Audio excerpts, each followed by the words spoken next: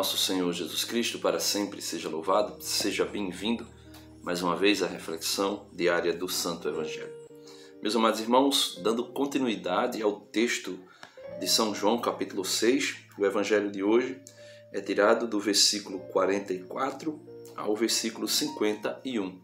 Meus amados irmãos, Jesus está aqui naquele discurso sobre a Eucaristia e o texto de hoje é maravilhoso, porque o texto de hoje vem falar de como Deus cuida de cada um de nós e nos atrai até Jesus. Então nós vamos ver que a ação geradora da fé não é algo nosso, é Deus que faz acontecer. Não depende dos nossos méritos, não depende da nossa condição, mas é uma ação da graça de Deus. Vejamos aí, versículo 44 do Evangelho de hoje, São João 6, 44. Ninguém pode vir a mim se o Pai que me enviou não o atrair, disse Jesus. Então, nós podemos ver que Deus é quem tem a primeira atitude. É aquilo que São João vai dizer, eu acredito que São João na primeira carta, talvez no capítulo 2, não lembro agora, mas São João vai dizer assim, o Pai, filhinhos, amemos uns aos outros, porque o Pai nos amou primeiro, né? Deus é amor, São João vai dizer, porque Ele nos amou por primeiro. Ou seja, a ação inicial do nosso relacionamento com Deus é iniciada pelo próprio Deus. É aquilo que o Catecismo da Igreja Católica vai dizer no parágrafo 27.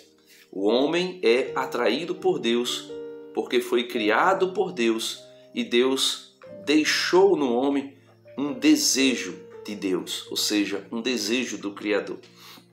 E Jesus continua. O Pai o atrai e eu hei de ressuscitá-lo no último dia. Quem é atraído pelo Pai, quem ouve o Pai, né, e é atraído por Ele e chega até Jesus, Jesus diz que por crer em Jesus será ressuscitado no último dia. Jesus diz, está escrito nos profetas, todos serão ensinados por Deus. Isaías 54:13 vai dizer que Deus implantou as suas leis no nosso coração. O autor da carta aos Hebreus vai dizer que ninguém precisará instruir ao outro, pois a lei de Deus está inculcada na nossa mente e no nosso coração. E aí basta ouvir Deus que fala no nosso interior. Foi por isso que Jesus dizia constantemente, o reino de Deus está dentro de vós. Por quê? Porque Deus implantou o germe do reino dentro de cada um de nós. Dando continuidade ao versículo 45. Assim todo aquele que ouviu o Pai e foi por ele instruído, vem a mim. Então ninguém se aproxima de Jesus por acaso. Ninguém se aproxima do Filho sem que tenha ouvido primeiro os amores do Pai, né? O profeta Oséias, no capítulo 11, versículo 34, vai dizer o seguinte, ou melhor, Oséias 11, versículo 4, diz assim, segurava-o com laços humanos, com laços de amor. Fui para eles como o que tira da boca uma rédea e dei-lhes alimento. Então veja, Deus diz que Ele foi para nós como aquele que tira uma rédea, ou seja, a rédea é do animal que está preso, que está subjugado. Ele diz, eu tirei. É como que eu tirasse da boca deles uma rédea, ou seja, desse a eles a liberdade. E assim nós somos condicionados, ou impulsionados, ou agraciados, numa linguagem mais cristã, para nos aproximarmos do Filho Jesus. Então, Jesus vai dizer no versículo 46, não que alguém tenha visto o Pai, né? Somos instruídos por Ele, mas não é que alguém tenha visto Deus, pois só aquele que vem de Deus, esse é que viu o Pai. O próprio Jesus, São João, né? O evangelista São João é um teólogo extraordinário, ele vai dizer no versículo 18 do capítulo 1 do seu Evangelho que o Filho unigênito é quem revela o Pai, né? Ou seja, Jesus é quem revela o Pai. Nós ouvimos, né, podemos assim dizer, os murmúrios do amor de Deus em nós por meio das graças atuais que Ele nos concede. Por isso Santa Teresinha vai dizer que tudo é graça, né? Santa Teresinha vai dizer que tudo é graça de Deus. Mas ninguém viu Deus, o Filho é quem o revela. E aqui vem as promessas de Jesus para quem se aproxima dele, né? Quando eu digo dele, da Eucaristia, né? Do sacramento eucarístico.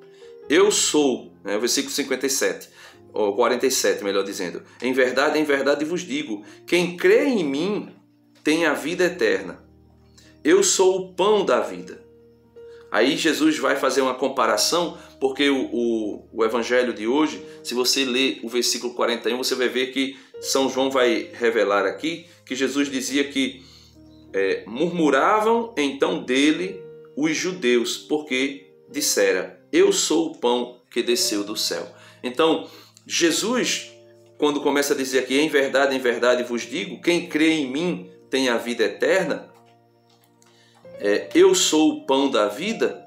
Aí Jesus começa dizendo, vossos pais no deserto comeram o maná e morreram. Porque Jesus está fazendo uma comparação aqui entre os judeus, desse momento em que Jesus diz que ele é o pão vivo descido do céu, com os judeus, com os antepassados, aqueles que saíram do deserto, do Egito e caminhavam deserto adentro, rumo à terra prometida, e murmuravam contra Moisés. E chegaram até a dizer, olha, está lá em Números capítulo 21, Deus nos tirou do Egito para vivermos e morrermos aqui no deserto, já estamos fartos deste alimento miserável, deste alimento de penúria. Então Jesus diz a mesma coisa, quando diz aqui, eu sou o pão da vida, vossos pais no deserto comeram o maná e morreram. Este, falando dele mesmo, Jesus dizendo, este é o pão que desceu do céu, para que não morra todo aquele que dele comer. Então, a promessa da Eucaristia é gerar vida. Por quê? Porque é o sacramento dos sacramentos, é o próprio Jesus. E Jesus conclui o Evangelho dizendo assim, eu sou o pão vivo que desceu do céu. Não aquele maná que era somente vamos dizer assim, uma imagem que apontava para o verdadeiro, né? Uma figura que era uma seta que indicava para algo maior, superior que viria. E ele diz, quem comer deste pão viverá eternamente. Aí veja, Jesus diz, eu sou o pão vivo que desceu do céu, o verdadeiro pão que desceu do céu, não o maná. Aí Jesus vem dizer algo aqui que é extraordinário e que, infelizmente, os protestantes não conseguem acreditar. Jesus diz, o pão que eu hei de dar. E aqui ele não estava falando somente do sacrifício da cruz, de uma forma, vamos dizer assim, fixa, né, naquilo. Era o sacrifício e pronto. Basta crer que Jesus morreu por mim e pronto. Não, ele estava falando de algo sacramental. Ele diz, e o pão que eu hei de dar é a minha carne para a salvação do mundo. E como é que Jesus poderia dar a sua carne como alimento? Porque ele diz que é verdadeiro alimento, ele diz que é verdadeiramente comida, ele diz que quem comer e quem beber o seu sangue terá a vida eterna. Isso só é possível, meus irmãos, pelo Santíssimo Sacramento da Eucaristia. De outra forma, não tem como, não há possibilidade alguma de ser feito. Por isso, que nós possamos pedir ao Senhor a graça da fé genuína e não o tédio da murmuração, como os judeus fizeram. Que nós peçamos ao Senhor a graça de crer no Filho e também crer no Pai. O Pai que nos atrai, o Filho que nos acolhe e que nos alimenta. São Paulo já dizia, Jesus ama a sua igreja lavou-a com o seu sangue e a alimenta para a vida eterna. Deus abençoe você e até amanhã, se Deus quiser.